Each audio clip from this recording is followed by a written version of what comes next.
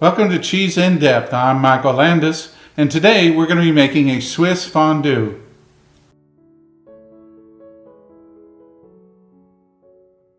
The first thing that we want to do, we're going to use a whole clove of garlic. Not like the whole thing inside, but alright.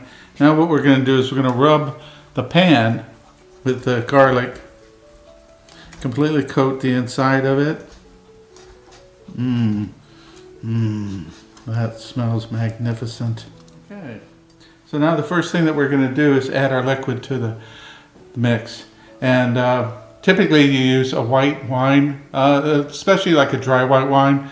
Sometimes you can use Kirsch, which is a cherry liqueur. But today we're going to use beer. And this is the Yuengling Lager. And I like a lager because, well, first it's fresh and clean, but the Yuengling is more like a Vienna lager, so there's some maltiness to it. So I really want to bring some of that maltiness in here. So we're going to use a whole 12 ounces. Alrighty. And what we're going to do now is we're going to bring the temperature up. Now, as this is starting to heat up, we're going to get it to a nice, maybe just a little bit of a simmer. And once we have the simmer going, then we can add in our next ingredients. We want it to be nice and hot, but like here, you just want it simmering. We're going to keep it down to a nice medium heat. So we've taken the 8 ounces of Emmentaler, 8 ounces of Gruyere, 4 ounces of Fontina. We've mixed them together, and in addition to that, we added in 2 tablespoons of the cornstarch. Alright, looks like we got some nice heat going here. We're going to take the cheese, we're going to sprinkle it in, let it melt.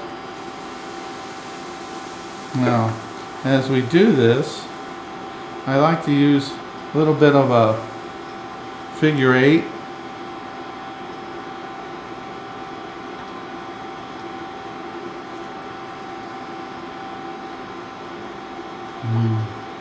Smell that wonderful cheese. There it is. That's all there is to it. Now, as this cooks down, I'm going to add a little bit of lemon to it. Just a little bit. Alright, and then I'm going to shave in some nutmeg on top of that.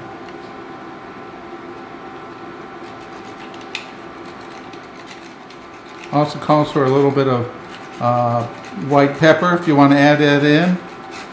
It's an optional area. Nutmeg. Smells so nice. Alright. Let's stir that in. That's all there is. Just adding it in, melting it in, make sure it's nice and stirred together. You can see how creamy, gooey, melty it is. You can make it thicker, you can make it thinner. It all depends on how you like your fondue. I like to have mine super runny and gooey. Alright, and then from here, we'll turn it over into our fondue pot and keep it nice and warm and serve it. Now what we're going to be doing is we're going to serve it with some fresh vegetables. I have some broccoli, I have some cauliflower, and of course apples. And so I prefer the red delicious or the au jus, something really a little sweeter, not so tart, so you want to have a little sweetness.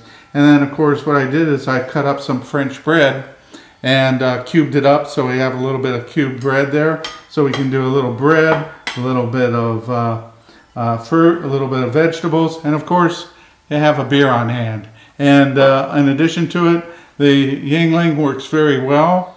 So that's it. We can just transfer it over, and you're going to have a 3-cheese Swiss fondue with Emmi Emmentaler, Emmi Gruyere, a little bit of Fontina, and that's as easy as it gets. Now, for those of you that just want to make it as simple as possible, Emmi does make a pre-kit where all you have to do is take this, put it in the pan, stir it up, add in a little bit of beer or white wine, and you have your own fondue going right then and there. No other extras involved in it. We'll just transfer it over into your fondue pot and dig in with your vegetables and your fruit and your bread.